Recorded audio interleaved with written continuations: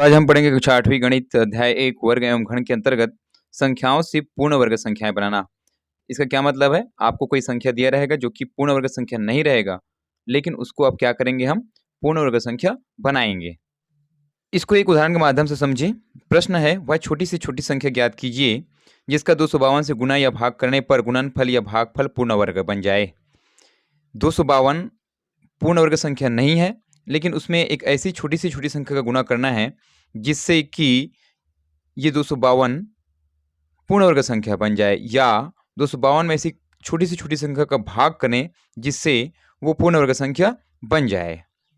तो इसके लिए हम सबसे पहले क्या करेंगे, इस 252 का जो कि पूर्ण वर्ग संख्या नहीं है, अभाज्य गुणनखंड निकालेंगे। तो देखें यहाँ से 252 का अभाज्य गुणनखंड 2 से जाएंगे, ये 2 एकम 2, 2 दूनी 4 और 2 छः का 12।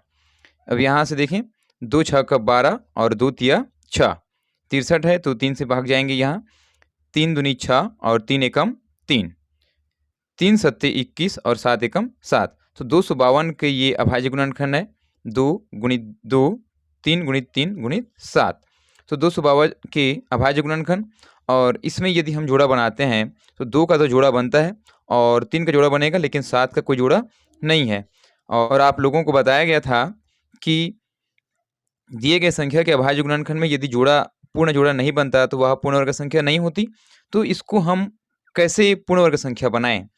तो आप देख रहे हैं, यदि हम इसमें एक और 7 का गुना कर दें तो 7 का जोड़ा बन जाएगा, या 7 से हम इसको भाग कर दें, इन अभाज्य गुणनखंडों को 7 से भाग कर देंगे तो ये 7 यहाँ से हट जाएगा, तो पूरा जोड़ा यहाँ रहेंगे, 2 गुणित 2 का और 3 गुणित 3 का। मतलब 7 की यहाँ कमी है, एक तो निकाल सकते हैं भाग देकर, या 7 का गुना करके उसका जोड़ा तैयार कर सकते हैं। तो आप देख रहे हैं यहाँ 252 के अभाज्य गुणनखंडों में 2 व 3 का तो जोड़ा बन रहा है, लेकिन 7 का कोई जोड़ा नहीं है। ये 2 का जोड़ा बना और 3 का जोड़ा बना, लेकिन 7 का कोई जोड़ा नहीं बना। तो 7 का जब हम इसमें गुना कर देंगे तो गुना करने के बाद जो गुणनफल आएगा, 7 में जब गुना करेंगे तो जो गुणनफल आएगा वह संख्या क्या बनेगी, पूर्ण वर्ग संख्या बनेगी। या इन गुणनखंडों में, इन अभाज्य गुणनखंडों में हम क्या कर दें, 7 का भाग कर देंगे तो ये 7 हट जाएगा। तो जब 7 हट जाएगा तो सिर्फ आपके पास 2 गुणित 2 और 3 गुणित 3 रहेगा। तो अब यदि इसमें 7 का गुना या भाग कर दिया जाए तो सभी गुणनखंडों के जोड़े बन जाएंगे आसानी से यहाँ से। अतः 7 वह न्यूनतम संख्या कह सकते हो, या तो फिर छोटी से छोटी संख्या कह सकते हो, जिसका 252 से गुना या भाग करने पर गुणनफल या भागफल पूर्ण वर्ग हो जाएगा। तो यहाँ से क्या क्या देखा, संख्याओं से हम पूर्ण वर्ग संख्याएं बनाना सीख रहे हैं। जहाँ पर आपको एक सवाल दिया गया था 252 में ऐसी कौन सी छोटी से छोटी संख्या का गुना करें जिससे ये 252 पूर्ण वर्ग संख्या बन जाए।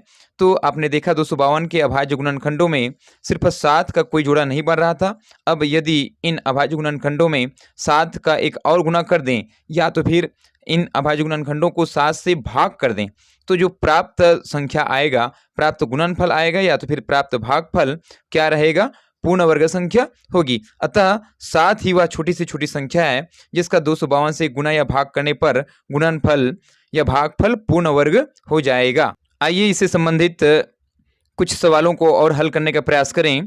पुस्तक पृष्ठ क्रमांक 6 व 7 में मिलेंगे आपको। अभ्यास नंबर 2 लिखा हुआ है जहां पर, और प्रश्न 1 कहता है, वह छोटी से छोटी संख्या ज्ञात कीजिए जिसका 200 से गुना करने पर गुणनफल पूर्ण वर्ग बन जाए। तो 200 एक पूर्ण वर्ग संख्या नहीं है। अब इसको हमको पूर्ण वर्ग संख्या बनाना है एक छोटी से छोटी संख्या से गुना करके। तो इस सवाल का सबसे पहले हमको अभाज्य गुणनखंड निकालना होगा। तो 200 का अभाज्य गुणनखंड यहाँ से देखें, 2 एकम 2, 2 शून्यम 0 और 2 शून्यम 0।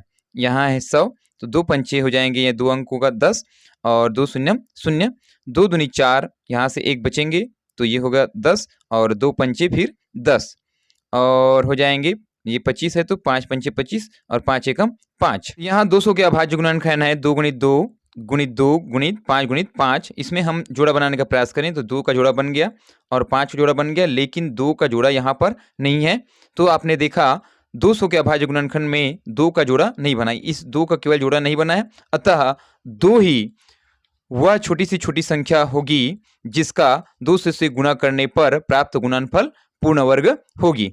तो अभ्यास नंबर 2 का दूसरा प्रश्न है, वह छोटी सी छोटी संख्या ज्ञात कीजिए जिसका 180 से गुणा करने पर गुणनफल पूर्ण वर्ग बन जाए। तो हमको छोटी से छोटी संख्या ज्ञात करने के लिए पहले 180 का अभाज्य गुणनखंड निकालना होगा। तो 180 का अभाज्य गुणनखंड यहाँ से देखें, 2 निया हो जाएंगे 18 और 2 शून्यम शून्य, ये बन गया है आपका 90। तो 2 चौक 8 और यहाँ से 8 तक गया है तो 1 यहाँ बचा, तो ये बना है फिर 10 और 2 पंचे 10, ये 45 है। तो 3 एकम 3 और 3 पंचे 15 और फिर से 15 यहाँ, तो फिर 3 पंचे हो जाएंगे 15 और 5 एकम 5। तो 180 के अभाज्य गुणनखंड 2 गुणित 2 का तो जोड़ा बना, 3 गुणित 3 का भी जोड़ा बना, 5 का जोड़ा नहीं है। 180 के अभाज्य गुणनखंड में केवल 5 का जोड़ा नहीं है, अतः 5 वह छोटी सी छोटी संख्या है जिसका 180 से गुणा करने पर प्राप्त गुणनफल पूर्ण वर्ग हो जाएगी। अब इसके तीसरे नंबर के सवालों को देखें।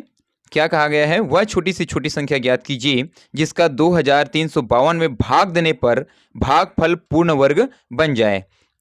तो भाग देने पर कहा गया है, तो इस सवाल को कैसे हल करेंगे। सबसे पहले तो दिए गए संख्या का हमको अभाज्य गुणनखंड निकालना होगा। 2352 का अभाज्य गुणनखंड यहाँ से देखें, 2 एकम 2 और फिर 2 एकम 2, यहाँ बचा है 1, तो 2 सत्ते 14, 15 था तो 2 सत्ते 14 और 1 बचा है तो 2 छः का 12। तो यहाँ से देखिए, और 2 पंचे 10 और 2 अट्ठे 16 और 2 अट्ठे 16, 2 दूनी 4, 1 बचा है तो यहाँ हो जाएंगे 18 और 2 निया 18 और 2 चौक 8, 2 एकम 2 और 2 चौक 8, यहाँ 1 बचा है तो ये 14 बन गया, तो 2 सत्ते 14, 3 चौक 12, यहाँ 2 बचा है तो 27 हो गया ये, और 3 निया 27, 49 है तो 7 सत्ते 49 और 7 एकम 7।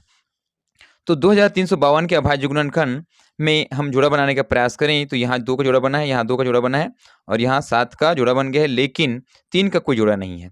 और जब 3 का कोई जोड़ा नहीं है, अतः 3 वह छोटी सी छोटी संख्या है जिसका 2352 से गुणा करने पर प्राप्त गुणनफल पूर्ण वर्ग होगी।